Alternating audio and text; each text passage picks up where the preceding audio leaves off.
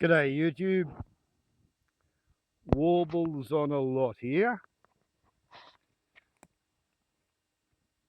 with a video regarding the conundrum of the case of Charlie Teo. As you may guess, this will be what we, the cognoscienti of the YouTubularosity, we call this a malt liquor video of the pre-primed variety. Now, here's the thing, I want to talk about Charlie Teo. I've been watching a building crescendo of furore developing around Charlie Teo, which is kind of surprising but not surprising to me, because I have personally had so much contact with Charlie Teo that I can remember teaching him something worth knowing. Yeah? Once upon a time, in 1983, 40 years ago, might have been 1984, almost 40 years ago, I taught Charlie Teo something that he wanted to know. Now, I'm sure there's a lot of people who are specialist surgeons. Although, let's face it, if they were a specialist surgeon 40 years ago, they might be dead or demented by now. But 40 years ago, I was a third-year student nurse. In fact, at the time in January 1984, when this went on, I was the senior student nurse at repatriation. Hey, you'd be bloody surprised who thinks my stories are interesting, wouldn't you? Hey? Yeah, see, there's all kinds of people come and listen to what I have to say. So hopefully the people who are currently sitting in judgment on Charlie Teo will be as attentive as are the local kangaroos, the ones who live where I do. Right? So, to get back to our story, that's where my daughter lives, when she's not away working. And if we keep on sweeping across the camp, I hope you're enjoying this, Charlie Teo, because, mate, if you're not watching this, you're a bloody idiot. What you should be doing is getting your legal team to look at YouTube, and you might want to consider inviting old mate as a character witness to make a last-minute deposition, and I'm prepared to swear an affidavit and tell them what I know of you in your formative years, all right? So anyway, as I was saying, back in 1984, and you realise we can't bloody fake that, you know, like either the kangaroos are interested in the story or they're not. As it happens, I've been such a non-threatening human for 30-something years up here that, yes, these kangaroos, they figure that I'm part of their family. So they're listening to the story. Yeah? You think it's interesting to find out what Charlie Teo was like when he was a youngster. Yeah? It's going to be interesting, isn't it? Right. So here's the deal. I first met Charlie Teo in 1980 when I came out of preliminary training school at Repatriation General Hospital, Concord. Now, at the time, Concord Hospital was kind of anomalous in the Australian health industry. Concord Repatriation Hospital had 650 beds, maybe 720 when I started, 650 when I left. It took 3 years to do my training. But the point is, it was run by the Department of Veterans Affairs out of Canberra. I was in Sydney, so I was studying under a state curriculum under the New South Wales Nurses Registration Board. So, you know, we were always a little bit of an out there phenomenon. The other thing is, when I started at Concord Repat, I was already under something of a cloud because I'd started preliminary training school at Tamworth Base Hospital, also in 1980. And I'll be honest with you, I didn't actually do anything wrong. I made one mistake, which was deeply held against me, and then somebody else did something wrong, and they were the registered nurse in the intensive care ward, the only male registered nurse in the intensive care ward. I was the only male student nurse in Ward 2, the medical ward. And the patient concerned was on the books as being a Ward 2 patient. But for 48 hours before the comment was made by the registered nurse who was working in the intensive care, lined up at the hospital cafeteria or junk food shop sort of thing, unknown to him, the patient's wife was behind him. The comment that was made, the patient's wife, who'd been seeing this bloke look after her husband for a couple of days, she went back and she told nursing administration that this terrible, scurrilous comment was made by, quote, the male nurse from my husband's ward. And they took one look at it and said, oh, he's from Ward 2. That's where Warbles on Too Much has been working for a month. Let us fire him and the old girl will be happy and we'll be rid of this loud mouth person who does not fit our pigeonhole.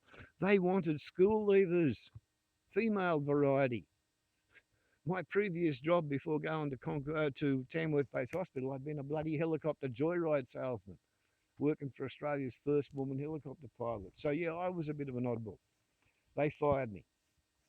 I looked around and I found that Concord Repat Hospital, they had a nursing training course starting in October. I put the train down, I went and sat in the interview.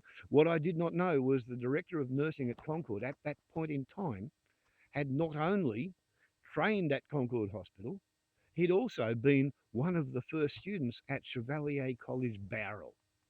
So, okay, I attended Chevalier College Bowral, and the first, but not the only time that old school tie effect kicked in and got me a benefit was when Clifford Buchanan said to me, I want you to tell me everything they had to say bad about you at Tamworth. And I told him, and he said, okay, have you got anything to add? Did they say anything else? And I said, no. And he said, right, well, your story sounds pretty reasonable. He said, what I'm going to do is I'm going to ring them up. And if they can add anything to what you've said, you don't get the job. 3 years later, I graduated with distinction. Thank you, Clifford Buchanan. There was another time when I got into a world of shit.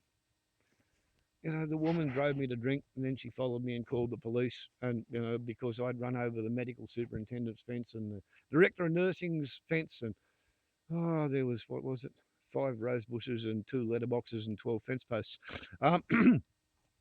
I got into a world of shit, and Cliff Buchanan did not fire me. So I was kind of like a prodigy among the student nurses. You know, a lot of us were oddballs. Concord had a reputation for accepting the rejects from other hospitals as far as nursing staff was concerned. 50% of the nursing staff at Concord Repat Hospital, 1980 to 84, were male, and 50% of the nursing staff were same-sex attracted. There was one transgendered male that I knew of. He was very in your face. Yeah, good on him. Her, she, he. I don't know what pronouns that particular individual goes under these days. And I'm one of these cis, normal, heterosexual males who's really fucking sick of the pronoun bullshit. So I'm not going to go into that. But the point is, we're talking about Charlie Teo. My very first ward that I was on was Ward 120, Professorial Medical. I'd previously been on Ward 2 at Tamworth Base, and that was also a medical ward. So I was pretty good at that sort of stuff, you know, like I'd had 2 months in training, and then I'd had a month on the wards, and then I went and redid the 2 months in training, and then I was back in the medical unit. So, I was a sort of first year student nurse who said to the medical student who was trying to do a thoracotomy in the wards under local anaesthetic, I was the sort of bloke who said, you go in above the rib below, because below the ribs there's an artery and a vein, and you don't want to puncture them while you're poking your trocar and cannula in there. And when I said that as a student nurse, the instructing surgeon and the medical student wheeled around and looked at me, how the hell do you know that? And I said, because I've just come from Tamworth Base, and we used to do this twice a week on one of my patients who had a lung cancer that was filling her pleural cavity with chyle from her right thoracic lymph duct. And they looked at me and, wow, you're not the average student nurse, yeah? No, I wasn't. So a lot of the medical personnel paid attention to warbles on too much. The baby student nurse, who was not quite a child prodigy, but I was up there. One of the other people who was up there, who was being paid attention to, was Charlie Teo. And the second ward that I was working on, third ward, Ward 410, male orthopaedic ward. I was a first year student nurse, and Charlie Teo was either a first or a second year intern. Now, the way things used to work in those days, to get a job as a student nurse, you had to have certain, high school certificate qualifications, maths, English, science, that sort of stuff. And you applied for a job at the hospital, and you were employed as an employee. And we had 2 months in lectures, wearing uniforms, sitting in the classroom, regimentated, being socialised into the role of a nurse. Then we went out and we did 2 months on the wards. Maybe it was only 1 month. I think it was 2. Then we had practical procedures block. Practical procedures block, they taught us how to do dressings. During being taught about dressings, we got some microbiology. Who do you get to talk to the first year student nurses on microbiology? The staff microbiologist, a professor of microbiology teaching at the Sydney University. I've only had 2 hours of high-grade microbiology lessons, but they were pretty fucking high-grade. So it became known after the fact that that particular bloody Group 4 1980 student nurse, he's the one who, over the space of a weekend, set up Concord Hospital's methicillin-resistant staphylococcus barrier nursing infection control unit, while the charge nurse was away, and he just manipulated the patients from one end of the ward to the other until it was a done deal, and by Monday morning they couldn't shut it down. So yeah, Charlie Teo was paying attention to me, and I was paying attention to him, because he was the only orthopaedic registrar who was prepared to try acupuncture as pain relief on his patients, right? Now, I'm a bit of a carpenter and a woodworker, and I've flown behind propellers that I've made, and I've chainsaw milled boomerangs, and I've made the timber for the humpy I live in. So I understand carpentry and woodwork, and orthopedics is kind of like organic carpentry. There was a bloke down there called Robin Higgs, and Robin Higgs, he was doing the first ever ceramic hip transplants, where instead of using a nylitron cup glued into the hip after you grind it out, he was using a ceramic cup, on the theory that if he could cut a thread in there and screw the ceramic in there, not only would the ceramic be easily replaceable by unscrewing it, but the other thing was, ceramics are porous. If you don't glaze them, they're porous. So body fluids would permeate through the ceramic and lubricate the inside of the hip joint. So what was going on in Ward 410 when Charlie Teo was trying out bloody acupuncture? It was world leading edge, fine feathery edge type stuff, right? And then, okay, he's being examined for his neurosurgical abilities. Now, what do I know about neurosurgery? What I know is, as a third-year student nurse, I was seconded to the Children's Hospital at Camperdown, and I was assigned or deployed to what they call CT ward, Commercial Travellers Ward, which was their neurology ward. And because I was in third year, I was sent into their special care intensive or special intensive care unit. So my very first shift dealing with anything neurological, I had never had a single bloody lecture. And I was dealing with a 12-year-old kid who'd been found beside the edge of the road, unconscious beside his skateboard with a knock on his head. And they'd extracted a 250 mil hematoma between his skull and his brain. And he was totally fucking unconscious. And I nursed that kid and he got better. He got better. By the time I was leaving the ward, 8 weeks later, he was walking with a limp and one arm wouldn't work quite right. And one side of his face was drooping, but he was talking and he was walking and he was recovering. Okay. And I got a really, really, really optimistic view of neurosurgery because my very first experience of neurosurgery was working on children. Okay.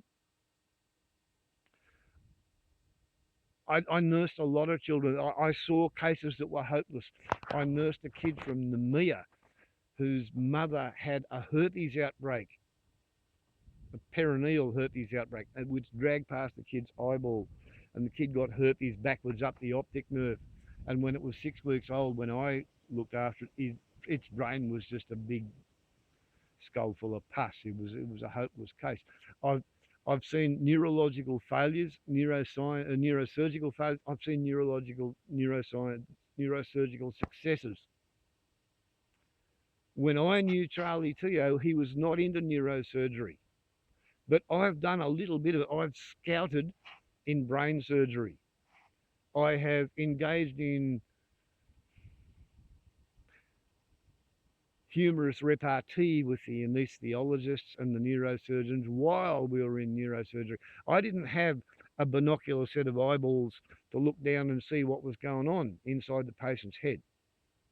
But I've watched it from a distance, and it's people who are wearing binoculars while looking into a microscope with their arms resting on like padded rests, and they're moving the ends of the scalpel a fraction of a millimeter.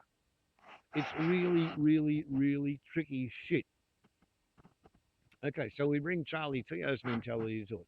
The bloke who, when he was an orthopaedic registrar, he was experimenting with acupuncture while Robin Higgs was trying to put fucking ceramic hips into people, because they might be self-lubricating and you could unscrew them and get them out later. So we come forward to my great story, my major anecdote, my Charlie Teo anecdote. Because I'd run over the director of nursing and the medical superintendent's front fence, I'd been suspended from duty for 6 weeks, which meant that after the rest of my preliminary training school group 480, after they had all sat the exams, as I did, I got a distinction. I was trying for a high distinction, but both me flatmates moved out, and I spent the last 6 weeks before the exam finding new people to live with so that I could, not be homeless while I was trying to sit the exam. It was a bit of a distraction, but I got through it. So everybody else left.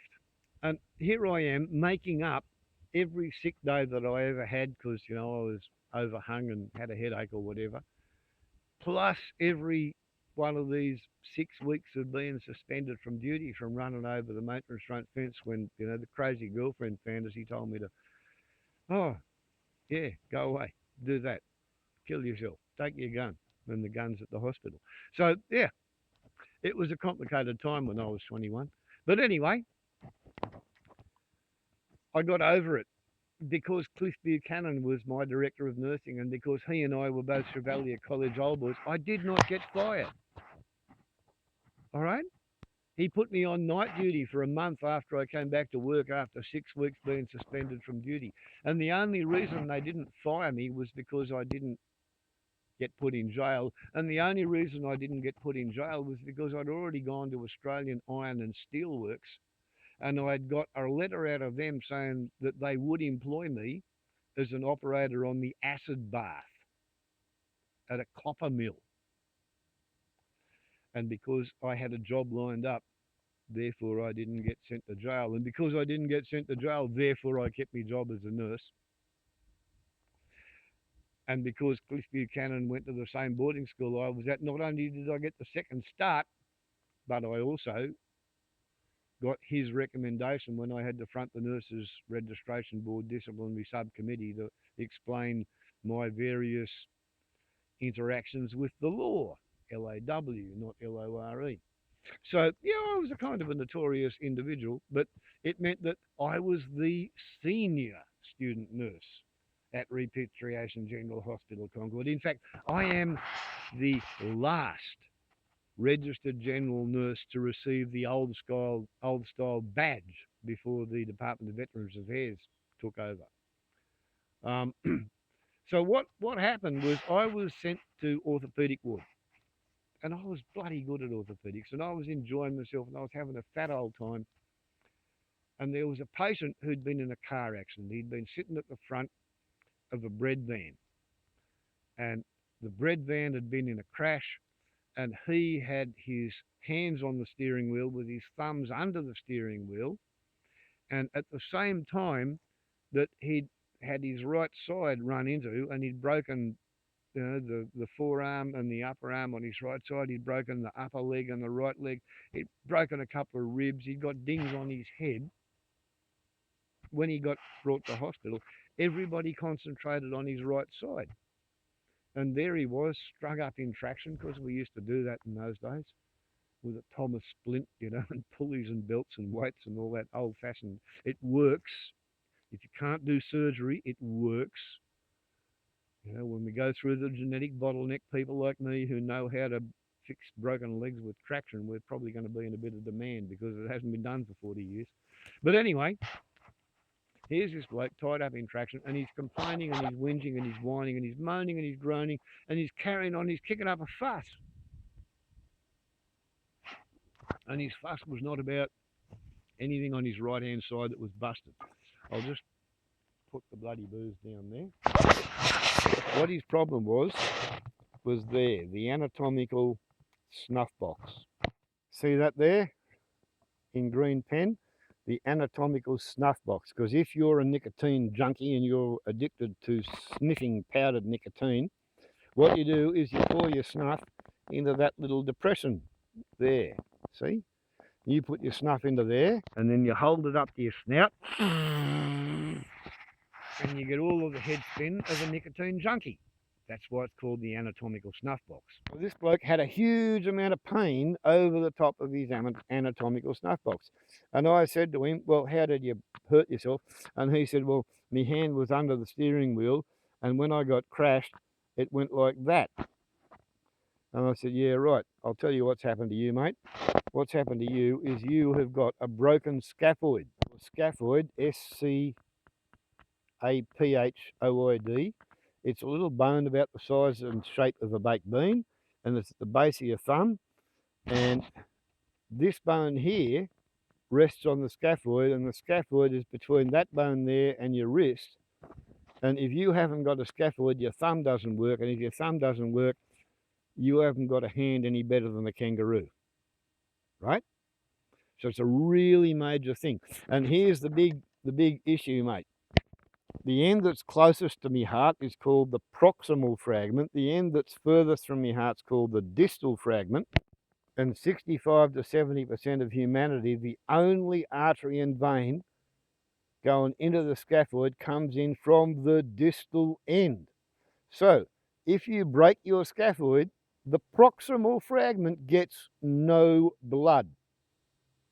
And when you've got a broken scaphoid, you can't move your thumb and you don't want to move your wrist. And when you don't want to move your wrist and you can't move your thumb because it hurts too bloody much, you hold it still. And when you hold the bone still and subject it to no stress, there are little cells that run around in your bloodstream. There's osteoblasts and there's osteoclasts. And the osteoclasts build blood cells, and the osteoblasts break down bone cells, not blood cells, bone cells, right? So if you don't put stress on the bone, the osteoblasts get in there and they rip the fucking thing to bits and pull the calcium out. And when that happens, the distal fragment of your scaphoid, because it is still connected to your blood supply, yeah, I'm hoping this is going to show it in the low light levels filming outside. The distal part, it still gets blood supply, so it gets its calcium pulled out of it by the osteoblasts.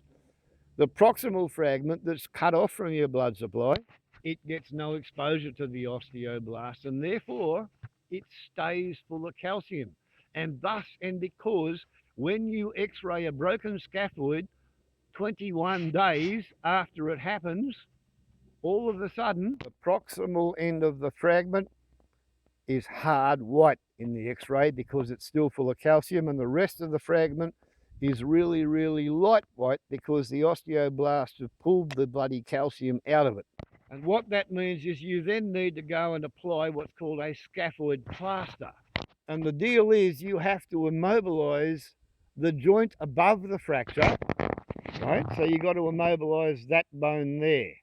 And that means the plaster has to go up to at least here to immobilize that, to immobilize that, to immobilize that fragment. And then you have to immobilize the talus. And that connects onto here, so you've got to immobilize the far end of that. So you wind up with a plaster that goes from about here to here.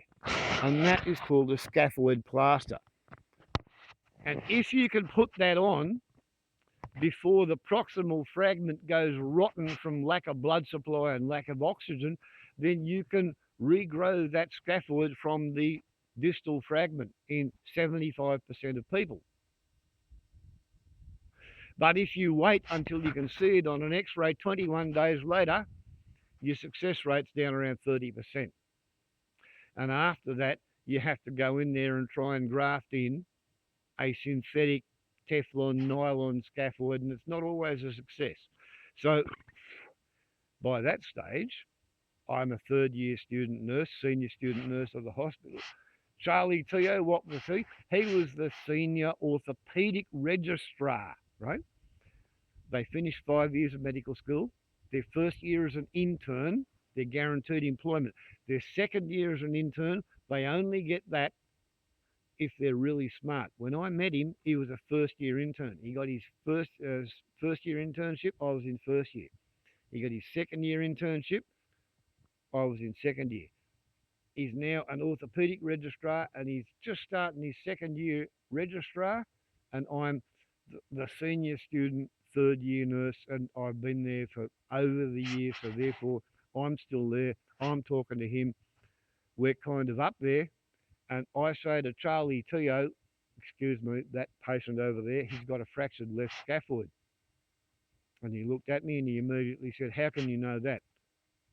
And I told him, nursing history.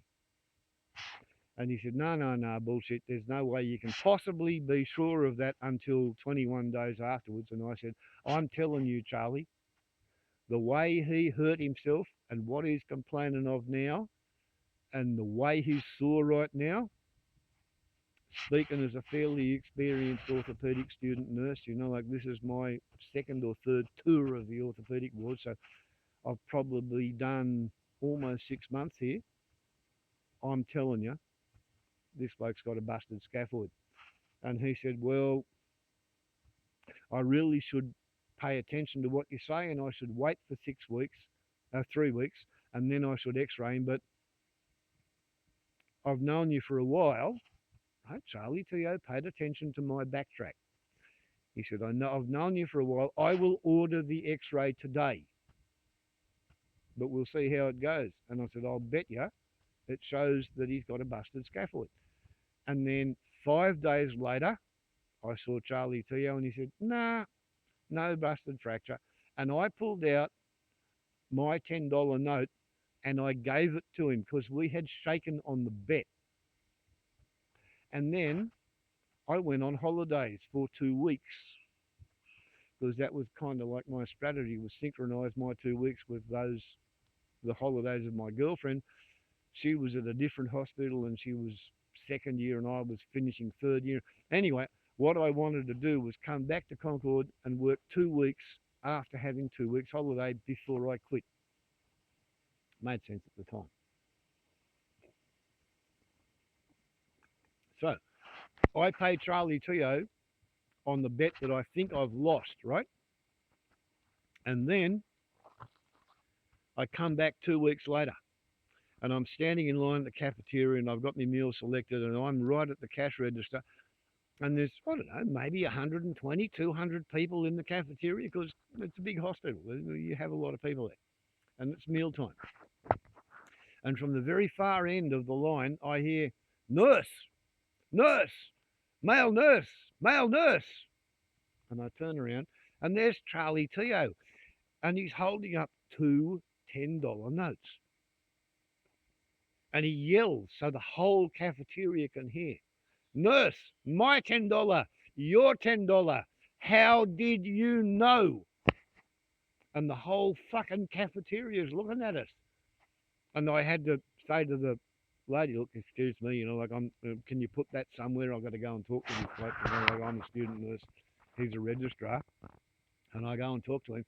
And what had happened was while I was on holidays, the patient was still whinging and whining and moaning and groaning and grizzling and griping and tearing at his hair and kicking up a fuss. So they x-rayed him a second time and be fucked. Warbles on too much was right. He's got a fractured scaphoid, just like the student nurse said. And all I could say to him was, Charlie, I told you the first time. You diagnose a busted scaphoid on the history. You diagnose it on the physics of the accident. What did he do? He had his thumb under the steering wheel and his whole body weight went forward on his thumb and it compressed the scaphoid and he broke it. And Charlie Teo looked at me and he thought, yeah, fair enough. And he got on with his life and I got on with my life.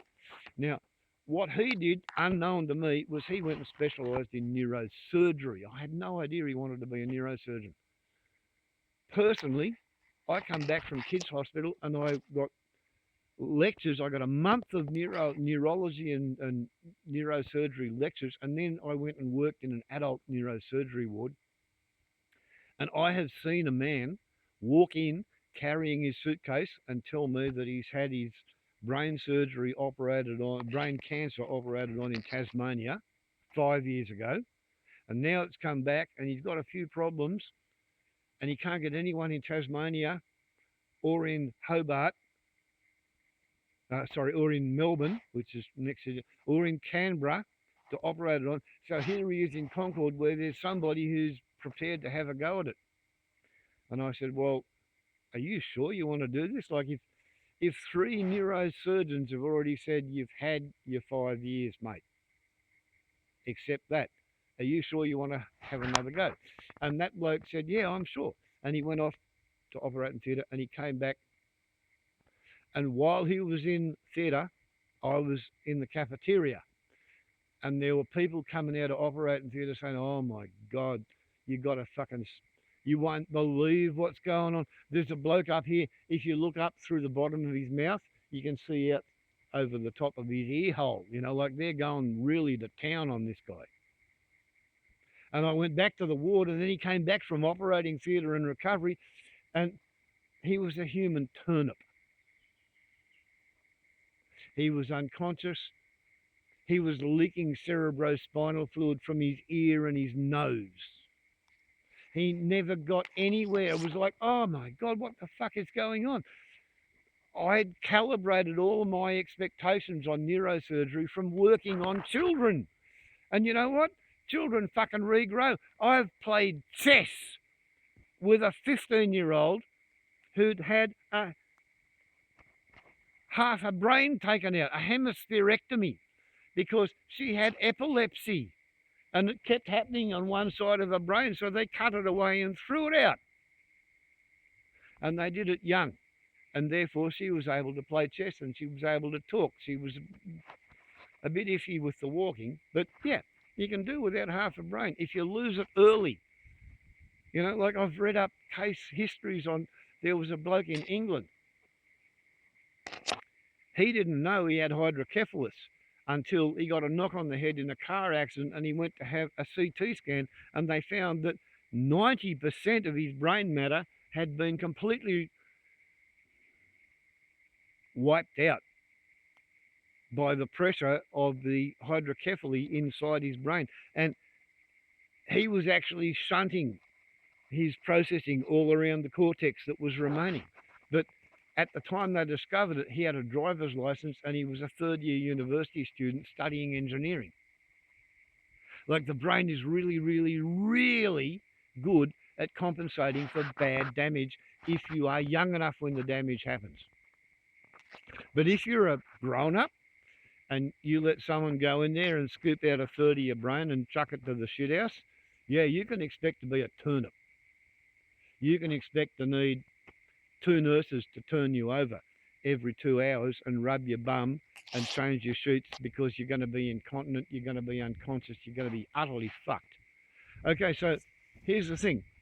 We're talking Charlie Teo. We're talking the bloke who used to experiment with acupuncture when he was in his first couple of years as an intern. We're talking about the bloke who listened to a third-year student nurse who had a reputation of being a bit of a madman, high-performance oddball, and he actually paid attention to me, and he called me out and gave me the money back,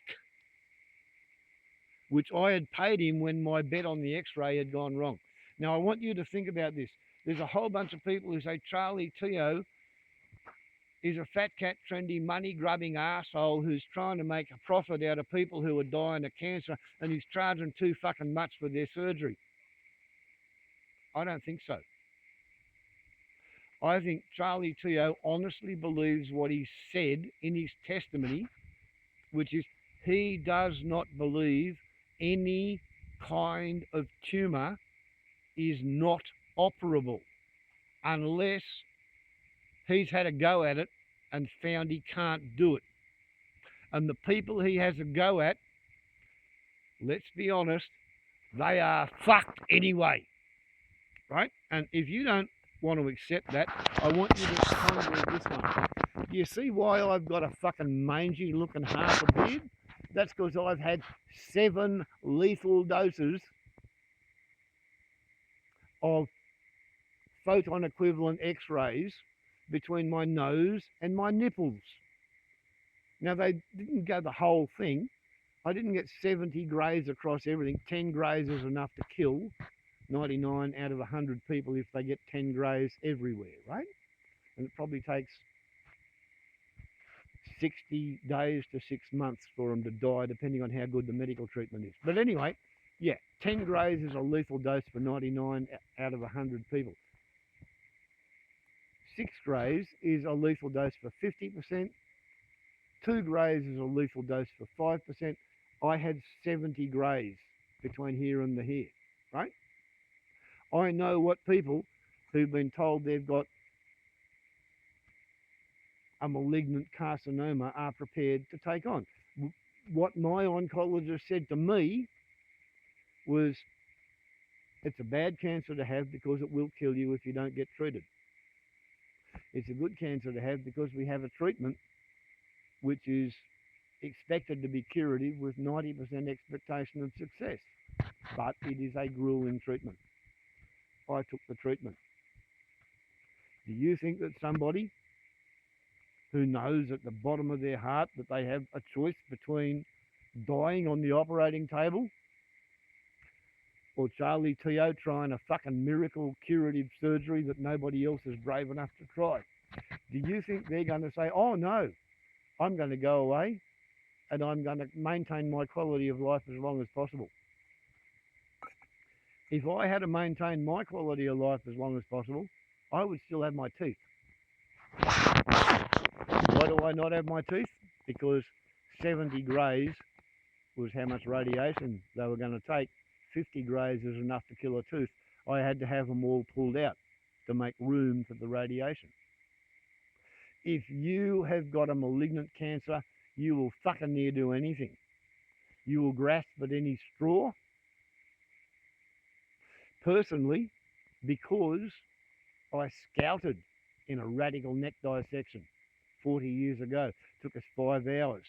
We pulled a fucking chunk of meat that big out of the poor bastard's throat, and we all knew as we did it that 2 months to 2 years later he was going to be dead, because it was going to come back, because it was already spread, because nobody goes to the doctor with mouth and throat cancer until it's already spread, because you don't notice the primary. You only notice the secondaries and the tertiaries. Yeah? That's the situation I was in. When I first noticed it, I thought, fuck, the best time I'm going to get is before the doctors notice, because as soon as they notice, they're going to put me in the fucking system and they're going to chop me to shreds. My quality of life will be buggered and I'm going to die anyway. Let's see how long I can last before they notice. When I had a potato-sized lump on the side of my neck, yeah, I went. And I said, okay, here I am. What can you do? And they said, you're a fucking idiot. 40 years ago, you were right. 30 years ago, you were conventional. 20 years ago, you had been disproved. For the last 20 years, we've had better treatment than what you knew about. If you'd come to us 5 years ago, we could cure you without killing all your teeth. But you thought you fucking knew what you're on about, so we'll pull your teeth out. But hey, that's just me illustrating to you what somebody who's actually in the fucking hot seat thinks like. My opinion on Charlie Teo, I'm actually fucking disgusted that no Australian neurosurgeon has balls bigger than fucking pinheads. Not one of them is prepared to go up against the establishment and say that Charlie Teo is doing his fucking best. And if you look at his success rate versus everybody else's success rate, the only patients, and this is my guess, right? I haven't seen any of these figures. My guess is the only patients that Charlie Teo operates on which have a higher mortality rate than anybody else are the patients that nobody else operates on. He has a go at the people who are utterly fucked and hopeless anyway, and he tries to cure them in order to try and learn. That is my opinion as a high-performance, high-grade, eccentric registered general nurse who once upon a time taught Charlie Teo something when I was still a student nurse and he was a bloody second-year registrar. Right? You're not going to meet very many surgeons who are as amenable to being taught as Charlie Teo. My opinion is that the people who are complaining about Charlie Teo, they don't live in the bloody real world. He does. He knows that death goes on. Yes, absolutely. Yeah. Charlie Teo, he lives in the real world, just like the kangaroos do. Yeah.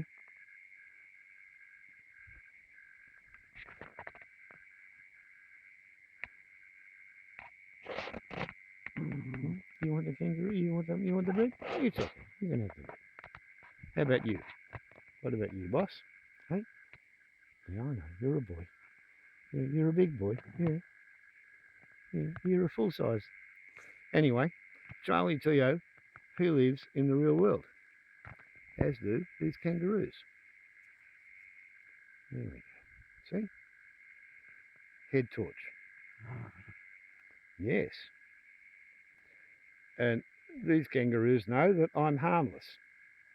And Charlie Teo knows that the people he's trying to save, they're fucking hopeless. And he's doing the very best that he can. And if he learns something, he may be able to save other people who are not quite as advanced. And he's always been a bit of a go-getter. He's been operating on the leading edge. I also kind of sort of operate on the leading edge. Okay, now I've heard Charlie Teo on radio. I've watched him on YouTube being interviewed by people who were both sympathetic and hostile. I've heard what people have had to say about him. I know there are 2 cases where there were children upon whom he operated when the parents of the children were making the decisions, and it appeared to me, looking through the mobile phone, watching YouTube, it appeared to me that the parents had unrealistic expectations considering the nature of their children's disease. If you don't understand that some cancers are treatable, like, okay, I had malignant stage 4 carcinoma of the tonsil, squamous cell carcinoma of the tonsil, what they call lickety-split disease. 40 years ago, I had too much oral sex with too many promiscuous people. Therefore, the human papillomavirus lodged in my right tonsil, and bingo, after 23 years of celibacy, I developed cancer. Maybe I developed it earlier than that, let's say 19 years, and it had 4 years or 5 years to grow. But the particular kind of cancer I had, they were able to treat, and they say they've cured. Yahoo yippee, I'm prepared to believe them. Do I care that I'm toothless? Yes. Life's bloody hard with no teeth. Do I care that most of my taste buds are gone? Yes. Being a toothless, tasteless vegetarian is really bloody hard. I've lost 20 kilograms because I can't be bothered eating. But I'm here. As you can see, the local wildlife still recognises me. They come up, they eat out of my hand, they listen to what I have to say. They think I'm a really nice totemic human, right? I live on Ngurubal land. The Ngurubal tribal totem is a koala. It's now about 14 years since a koala came and paid attention to the situation and gave multiple species carte blanche to use me as a shared totemic. So yeah, I live in the very real world. I can walk up to alpha male kangaroos that I've never met before, and I know enough kangaroo body language and vocalizations not to get myself killed. There's not many people who can say that in 2023, but I can. And yeah, what I'm saying about Charlie Teo is, if I had a brain tumor and I thought it was going to kill me, I know enough about brain tumors that if I knew it was going to kill me, I would tell Charlie Teo, no, sorry, Charlie, I don't want to be one of your experiments. If I thought Charlie Teo had a chance of fixing it, it would be like Dr. Tahir at the Mid-North Coast Cancer Institute. He said he did not want to flick me off to palliative care. He said, I can offer you a treatment that is intended to be curative with a 90% chance of success, and I was supposed to be dead around about the equinox in September last year. Going on my projections and estimations, having nursed people who had mouth and throat cancer who I have watched them die, right? I should have been dead 6 months ago. I've been saying to people, I feel like a zombie because I should have been dead 6 months ago, and I've had 84% of a lethal dose of radiation and 35% of a lethal dose of chemotherapy. So I'm 120% dead. and I jumped through the loophole at either end of those two threats. Isn't modern medicine fucking marvellous? A friend of mine, he had a kid. The kid was 14, and he was chasing the bloody babysitter with an axe. And then he started falling, on his desk asleep, and they realised that the kid's got epilepsy because he had a tumour, and somebody went in and took 150 mils of tumour out of his prefrontal lobe. And he's just about to finish his apprenticeship as an electrician working in an abattoir. When neurosurgery goes right, it's really, really, really good. When neurosurgery goes experimental, anything can happen. If Charlie Teo says that he's operated on 4 of these tumours before, and half the people went on to survive and get better, that's a really fucking good chance. Because if it wasn't Charlie Teo, nobody else would have tried to operate. And the fact that half the time he got it right, that's not something to look down on and shit on him about. That's something to say, well, he's a braver man than me, Gunga Din. Charlie Teo is a braver man than me. And here's another thing. I'm 62. Charlie Teo's older than me. As I understand it, Charlie Teo is either a Vietnamese refugee, come to Australia as a boat person, or he's born into a family of Vietnamese refugees. I think he might have showed up in a boat all by himself. I don't know. I never asked him how he got to Australia. At the time when I knew Charlie Teo, it was a contentious subject because there was a whole lot of white racists, and I can't help it. I'm white, like I was born in Australia. I'm a white man. In the country town that I grew up in, I was probably the protected species. I was a white male whose father owned his own business and mother was a school teacher. You don't get any more fucking mollycoddle and protected in Australia than that. Unless, maybe perhaps, your father employs a whole bunch of people. If you own huge lands.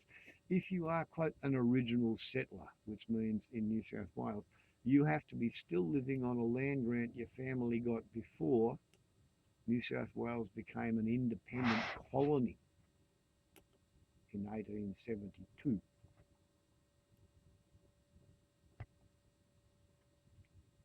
I have had people tell me, no, you're not an original settler, you are an old local. Because my grandfather didn't get to town until 1880. Right, I remember when Charlie Teo was one of those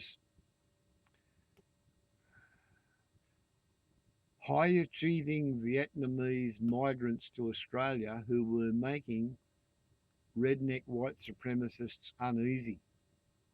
My suspicion, personally, is that Charlie Teo probably suffered a hell of a lot of anti-Asian prejudice when he was a teenager. I know when I was working with him, his behaviour was impeccable and my behaviour was impeccable because by that stage I'd woken up to myself. I was no longer operating under the paradigm of a white middle class inland New South Wales regional country town male. I had realised that everybody else is a person. At Concord back in those days, half the nursing staff were same-sex attracted, half the nursing staff were male. You could go to a table and sit down and I have been the only heterosexual male in a gathering of 4 people. The other male was openly homosexual. I'm pretty sure it was only just lawful in New South Wales in those days. There was one female nurse who was heterosexual, and there was another female nurse who was same-sex attracted. So, like, it was fairly normal to be a bit out there when I was a student nurse at Concord. Mind you, this was before AIDS had been invented. Um, but the point is, Charlie Teo, he was out there when he was an orthopaedic registrar in his, first year or second year intern, or orthopaedic intern. He was checking into acupuncture. The idea that he's become a neurosurgeon doesn't surprise me. The idea that he's the best fucking neurosurgeon at hopeless cases, that doesn't surprise me either. The idea that there's a whole bunch of conservative neurosurgeons who wouldn't touch that because their opinion is that patient should go home and die.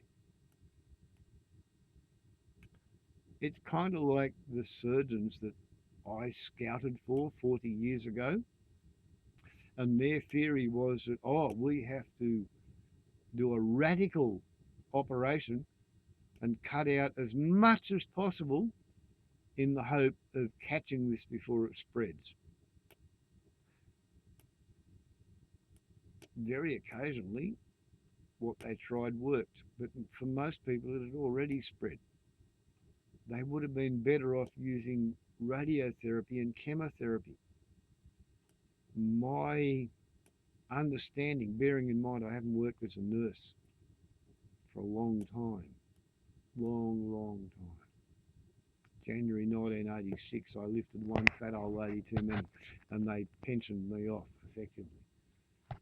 But my understanding is that Charlie Teo, he only does these really radical experimental, let's see how we can go. He only does that when nobody else can offer that patient any hope at all, and he's already determined by his own graduation scales, he's already determined this person is fucking hopeless and they will try anything. And I should suggest and I suspect that one of the hurdles he puts in front of people to make sure that he thinks they're serious, that they know what a risk they are taking, that they know. He says he's got 95% chance it's going to work. I've got to say that's probably bullshit. Either he's lying to himself or he's lying to the camera. I think he charges the high prices and he wants upfront money and all the rest of it on the cases he has least confidence in. If Charlie Teo tells you he wants $10,000 by tomorrow morning, otherwise he won't do the operation, what that means in Charlie Teo speak is, this is a fucking stupid idea, but I'll have a go. If you want to pay me, and if you want to pay the privately funded staff of a private hospital to provide all this aseptic care and neurosurgical equipment, that's what it's going to cost me to have a go. And I don't think it's going to work. Therefore, that's what the cost is. Medicare won't touch it. No other surgeons will back it. Everybody thinks it's fucking crazy, but you're scared and you're going to die. And you want me to fix it?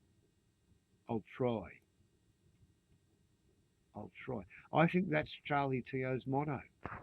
I think Charlie Teo will try to do the best he can to cure you, and he will have a go even if he thinks you've got a 50-50 chance of dying from his efforts. But he won't try that unless he knows you've got a 100% chance of dying within a month if he does nothing. Right? He might sentence you to 3 weeks, 4 weeks of life as a turnip, leaking cerebrospinal fluid out your ears and your nose, unconscious, pissing, shitting, crapping all over the bed. If you don't get nursing care of the highest grade, you'll get pressure sores and then you will die anyway. If you ask him to do that in the hope of curing you, Charlie Teo will have a go. That's what I think. Charlie Teo will have a go. And I think that the disciplinary subcommittee or the board of inquiry or whoever it is who's paying attention to what Charlie Hidden's doing, I think you should look at the holistic grand scheme of things. I don't think Charlie Teo is trying to rip anybody off. I don't think he's preying on anybody. I think in his own mind, he's doing his best to use what he's learned to cure people. And I think that because of the amount of anti-Asian, anti-Vietnamese, white supremacist, racist horse shit that Charlie Teo has had to deal with, rubbed in his face in the last 50, 60 years since he came to Australia, I think he probably ignores anybody who tells him that he's wrong. I think anybody who says to Charlie Teo, no, you got that wrong, you shouldn't do this, his attitude is, yeah, you're just telling me that because I'm a fucking Asian. You're just telling me that because you're a white racist. You tell me that because you're a white supremacist. You're telling me that because I know better what I'm doing. Right? He might be fucking right. He might be right because I'm white and I fucking know. I know how often white Anglo-Saxon Protestant individuals look at people from another background and discount their opinions, because that's what we were raised to do, because rule Britannia, marmalade and jam, prosperity for Britons in Britain, 5 Chinese crackers up your arsehole, because the English didn't invent gunpowder, the Chinese did that. Bang, bang, bang, bang, bang! Because that's what the fucking British did to the rest of the world. Australia fought in 2 Boxer rebellions against the Chinese on the side of bloody Great Britain. Charlie Teo looks Asian and he's 6.5 foot tall or something like that. I remember he's a big man. I had to look up to him my whole life, physically. And he's a nice bloke. And he's sufficiently humble that even if he knows that you are an order of magnitude below him in academic education, if he thinks that by experience you know what you're talking about, he will listen to you. And I say that because he has listened to me and I've taught him something worth knowing. I've seen him humble himself, walking 25 metres, waving 2 $10 notes in the air, screaming, nurse, nurse, male nurse, how did you know? How did you know? Tell me how you know. I watched Charlie Teo do that. I watched him boost my standing in the community like a fucking rocket up me ass. You can't believe how many people looked at me and thought that I was actually, someone worth paying attention to after Charlie Teo did that in the Concord Repatriation Hospital cafeteria in 1984. Yeah, because that's when I finished. 1984, January 1984, I finished my training. And that was when Charlie Teo gave me his $10 and my $10 back, because he acknowledged that I had taught him something. Years later, well, actually only 6 months later, I had a patient. I was registered nurse in charge of the Vegetable Creek Hospital at Emerville. The patient had gone over the handlebars of a motorcycle and hit a car, T-boned. And I said to the patient, listen, I want to try something kind of experimental. I'm going to put the x-ray plate under your hand.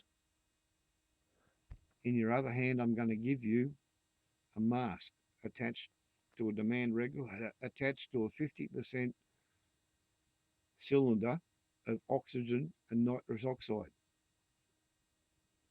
And I'm going to pre-calculate the exposure. I'm going to stand beside you wearing a lead apron, and I want you to breathe through the mask and get as anaesthetised as you can. And when I see your head go groggy, I'm going to pull on the end of your thumb, and while I'm pulling on the end of your thumb, I'm going to take the x-ray. And he said, why is that? And I explained all about scaphoids and distal fragments, proximal fragments, blood supply, blah, blah, blah, blah, blah, blah, blah. And I said, if I can demonstrate on an x-ray that you've got a broken scaphoid, I'm going to put a scaphoid plaster on you, and you won't need a plastic baked bean implanted into your thumb in about 6 months' time after you go through a heap of misery and shit. And he said, give me the mask. And I gave him the mask, and we did it. And yeah, he had a broken scaphoid. I put the scaphoid plaster on, and he got better. And in Armidale, there's an orthopaedic surgeon by the name of Diebold, Mr. Diebold. And every time I've encountered him, I've tried to tell the story. And the first twice, he looked at me and he listened and he said, yeah, it's interesting. And the third time he said, well, here's the problem.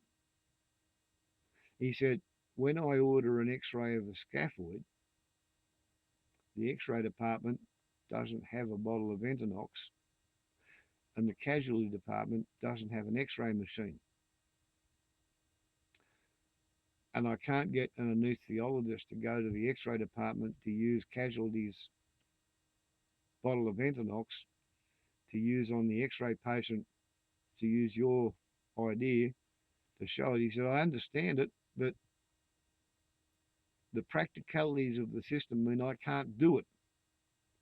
So, okay, I am Australia's ranking radioscaphoidologist. I'm the only person in all of Australia who knows how to demonstrate a broken scaphoid on an x-ray the day that it happens, right? And I bloody proved it in clinical practice, and I've explained it to a practicing orthopaedic surgeon. And you know what? The practicing orthopaedic surgeon, all he did was come up with fucking objections and reasons why it wouldn't work. But I used to do it at the Vegetable Creek Hospital, where there was a 25-bed hospital, and the registered general nurse had a casualty unit with an Enternox cylinder with a demand regulator. I know the regulator cost $2,500, but it's a demand regulator, and an x-ray department. So in a little tiny hospital where all the staff are actually multitasking and they're general trained and they know what they're doing on more than one bloody thing, yeah, you can do that sort of shit. But you have to be fairly high performance to pull it off. Charlie Teo, despite the fact that he was a leading edge, really super bright Vietnamese migrant to Australia, punching his way through the medical infrastructure and hierarchy to become one of Australia's leading neurosurgeons, he was sufficiently humble as to listen to a third-year student nurse who was making up time after running over the medical superintendent and the director of nursing's fence. Like Charlie Hidden, sorry, not Charlie Hidden. I've been trying not to say that the whole bloody night. He was a different man entirely. Charlie Teo. He is as close as you can become to who he says he's trying to be, in my opinion. In my opinion, the people who are whinging and bitching and whining and moaning and groaning because Charlie Teo said that he was prepared to have a go at trying to cure them or their relative despite everybody else in creation having told her to fuck off and die. Right? Now, I could have fucked off and died. I could have kept my teeth. I could have been able to eat. Right? I would have been 20 kilograms heavier when I died 6 months ago. Kangaroos, swamp wallabies, possums, currawongs, troughs, bowerbirds, they all eat out of my hand because I'm not dead. There's a whole bunch of other bird species who come and graze in the clearing. Wallaroos graze in the clearing. Redneck Euros, they graze in the clearing. If I was dead, none of that would be happening.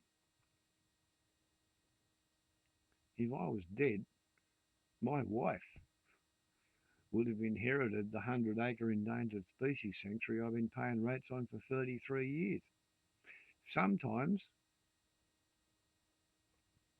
if you know you're going to die imminently, the cleverest thing to do is go and take the advice of the people who do this shit for a living. Don't come out of it saying, oh, my expectations were not fucking realised. I didn't expect to lose me teeth. I didn't expect to lose me taste buds. Well, yeah, I sort of knew I was going to lose me taste buds. I didn't expect to lose me teeth. That was a big surprise. I didn't expect to have to try and be a toothless, tasteless vegetarian. That's really hard. But you've seen kangaroos eat out of my hand 6 months after I was supposed to be dead. I'm the happiest fucking zombie I've met so far. And I think the people whose relatives have died after Charlie Teo has tried his fucking level best to treat them, I think they should shut their fucking mouth and feel grateful for the fact that he tried. And because he tried, he's the one who has to fucking sleep at night. He's the one who's got the guilt trip of having failed. He's the one who has to rationalise it. He's the one who has to cope with it.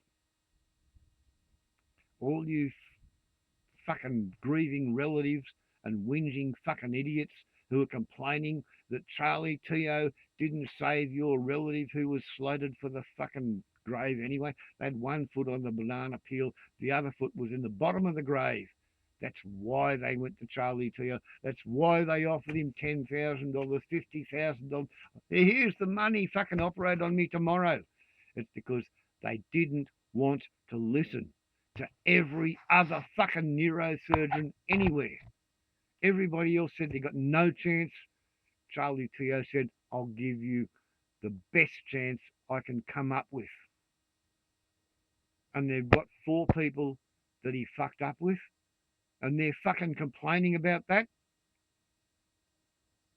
Goddamn bugger and fuck. Shoot a bugger, bitch, bum, cunt, fuck, poo. The Australian Medical Association Disciplinary Subcommittee of the Surgeons fucking Association, you need to be bloody well kicked up the arse. You need to wake up to yourselves. Charlie Teo is doing the fucking best he can. He's not doing perfect. Who's perfect? They nailed Jesus to a tree, didn't they? I'm 62 and my fucking bullshit content is 5%. 5%. Now, I don't know from day to day whether everything I say is 5% bullshit, and I don't know whether 19 times out of 20 I'm 100% fucking right and you can fuck yourself with a barbed wire dildo right up the nose because I'm right. And 1 time out of 20 I'm 100% fucking wrong and I look like shit on a stick because I don't know what I'm talking about because garbage in, garbage out, or I fucked up. But I like to think my bullshit content is only 5%, and I don't fucking know. Am I 5% wrong every time?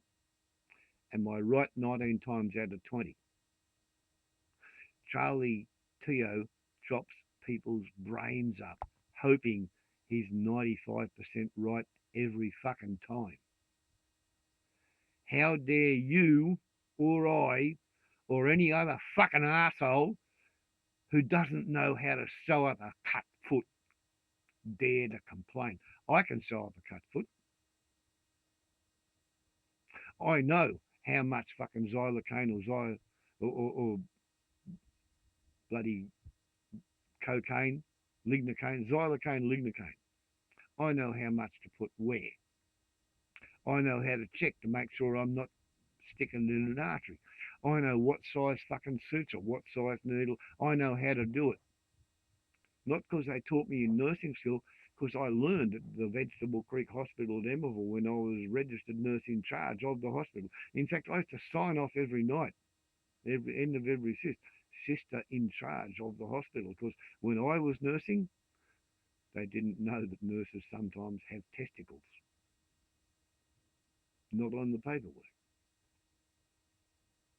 I'm a very old nurse.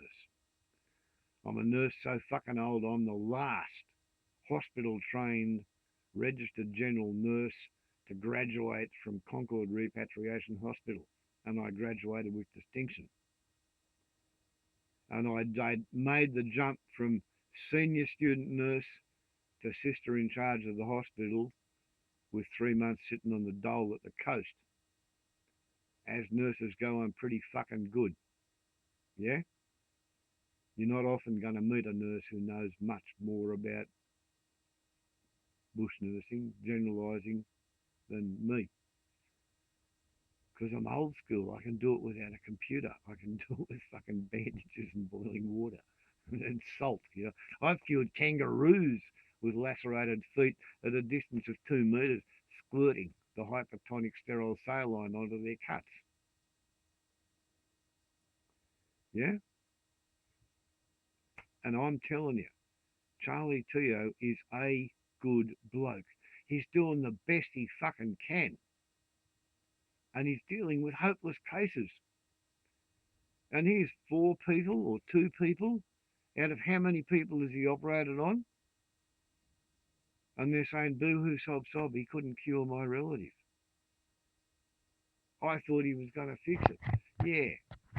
Go and read On Death and Dying by Elizabeth Kubler-Ross. Read up on fucking the 5 stages of grief. You know, like, it's not rocket science. Charlie Teo's pretty fucking good. He deals with hopeless cases. Sometimes they die. Get used to it. Get fucking used to it. Stop whinging, stop whining, stop complaining, stop grizzling, stop griping, stop tearing at your hair, stop rubbing fucking sackcloth and ashes in your face. Charlie Teo is a good bloke.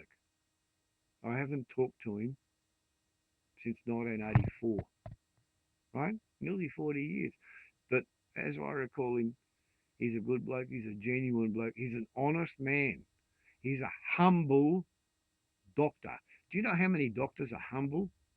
He fucking humbled himself in front of the whole hospital, running the length of the hospital cafeteria, waving his 2 $10 notes, telling me that he was wrong and I was right. And could I tell him how come I knew? I think the fact that no neurosurgeon in Australia had big enough balls. See that? That's how big your testicles have to be to testify that Charlie Teo was doing the fucking best he could with what he's got to play with. No neurosurgeon in Australia has big enough balls to testify that Charlie Teo actually is a good bloke. They didn't give him a character reference. 10 neurosurgeons from all around the world said that Charlie Teo is the eminent, the preeminent, the leading fucking neurosurgeon in dealing with what he fucking tries to treat. Hippocrates, from a great height, would shit all over the College of Australian Neurosurgeons. And you know what? He'd probably fucking eat 3 packets of laxates before he shat on your face. You scumbags. You fucking miserable, weedy little pieces of shit. You haven't got the guts to try and treat the people Charlie Teo has a go at, and now you want to fucking try and tear him down and cut him off at the knees because of tall poppy syndrome. You fucking idiot assholes. I'm really fucking glad that the cancer I had was treatable by radiotherapy and chemotherapy by the people who know what they're doing, because most of the fucking neurosurgeons, most of the cancer surgeons, they're out there guessing.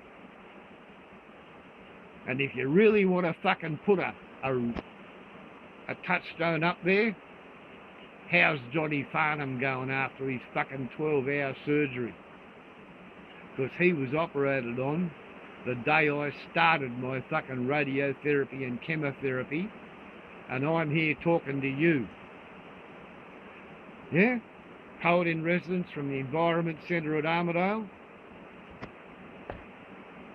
And what is meant to be, you'll find you see, is when two virgins go and try to make between them three, as they imprint each upon the other, their relationship, you see, is strengthened and stabilised to such a great degree that he will never wish to see any other woman there but she, while she will just as happy be, just raising children with only he in the long run.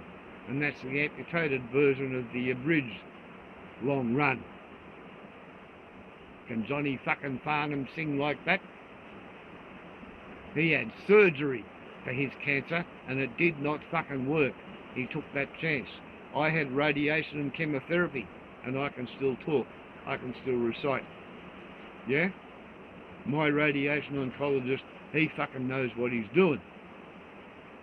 Charlie Teo, he's working in a completely different area. My radiation oncologist, he was able to give me 7 lethal doses, but in 7 little tiny areas, you know?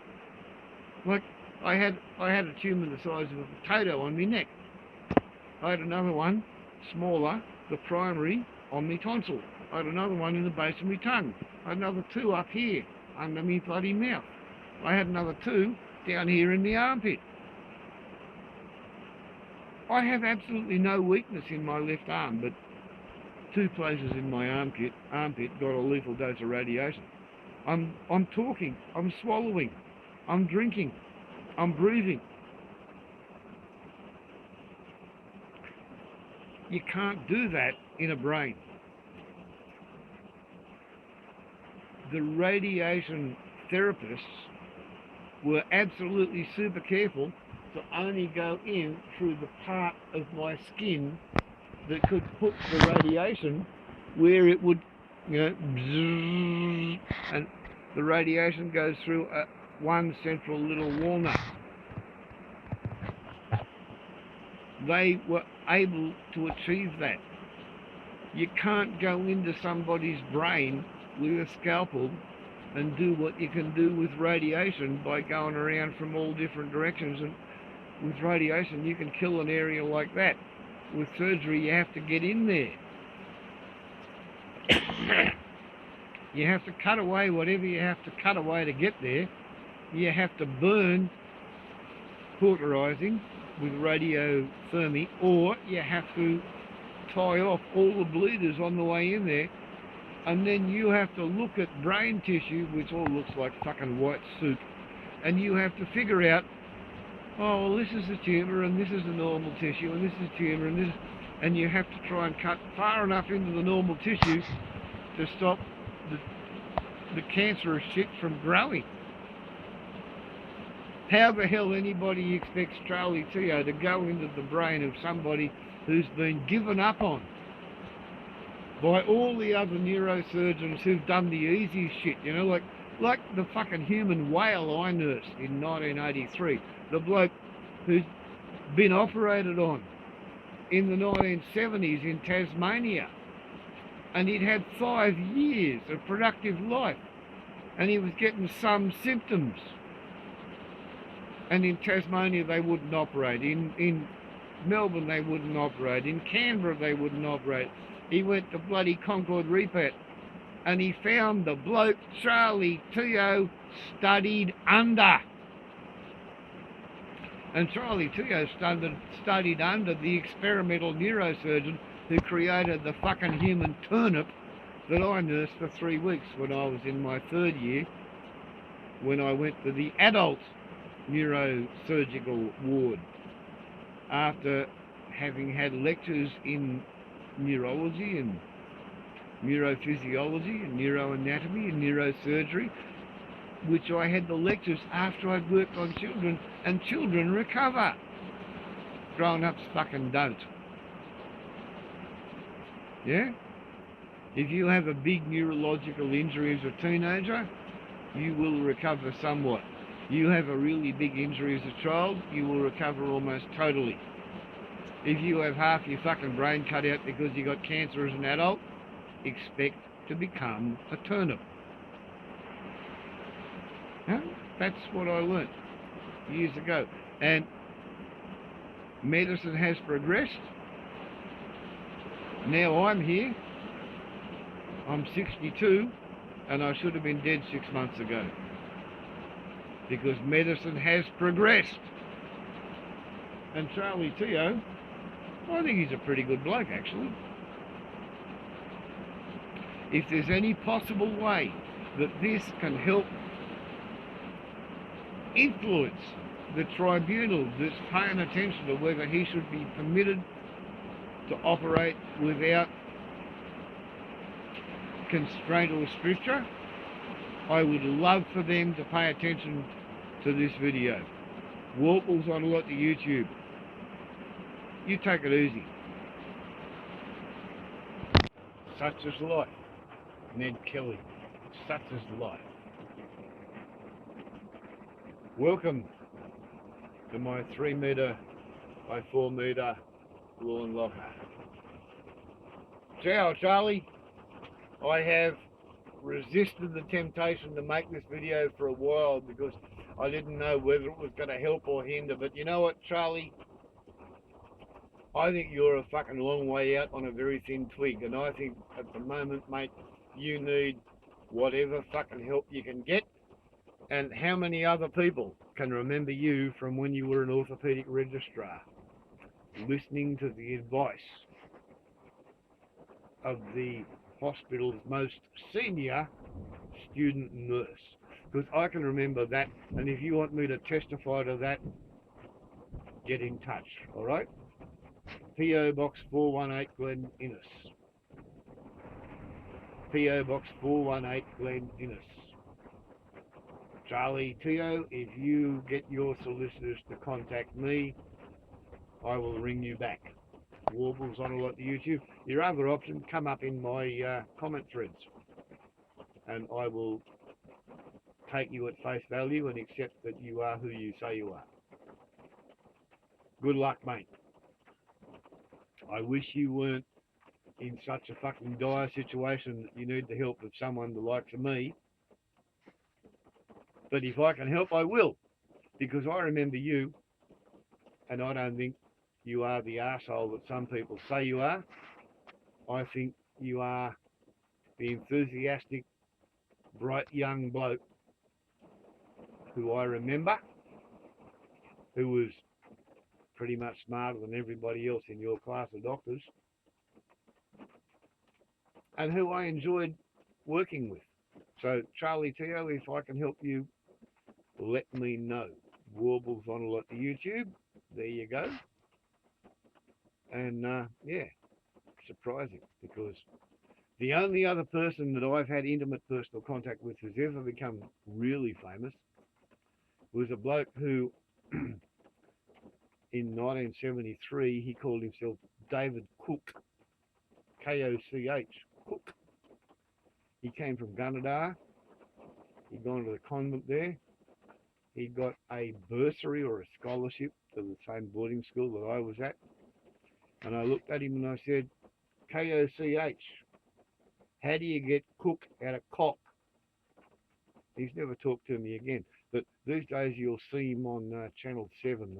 He calls himself David Koch, K-O-C-H. I call it cock. He calls it kosh. When he was a kid, his parents called it cook. Right? Koshy and Charlie Teo. They're kind of the only two people that I've been personally intimately acquainted with as a youngster who've gone on to become nationally famous in the case of Koshy and internationally famous in the case of Charlie Teo. And I'm on Charlie's side. Koshy, he's a fucking populist. He doesn't give a shit what happens as long as he gets paid. Charlie Teo, he's prepared to risk talking to your midnight visitor between midnight and dawn when you don't fucking wake up, and you come and talk to him while he's asleep and demand to know why he fucking tried to do that. Charlie Teo, he's a brave man. He's a skilled man. He's an intelligent man. He's an educated man. He's an experienced man. And I don't care that he's a man. I care about the skill and the intelligence and the education and the ability, right? It's got nothing to do with gender. It's got everything to do with ability. It's got nothing to do with race, ancestral, traditional heritage. Everything to do with ability. Charlie Teo is a fucking good neurosurgeon, and Australia should be bloody lucky and happy to have him, and we should stop trying to tell him to stop being experimental. We should trust him not to try his crazy ass experiments on people who have a chance at a happy life if he does nothing. I think he only gets really wildly experimental on the hopeless cases. And if you don't understand that, you don't fucking understand medicine. To quote Vernon Smith in a book called The Medicine Men, published in 1979, medicine is an art based on guesswork, improved on by murder, because they bury their fucking mistakes. Yes? Once you accept that, whatever goes right, goes right. You did your best, didn't you? Warbles on a lot to YouTube. Ciao.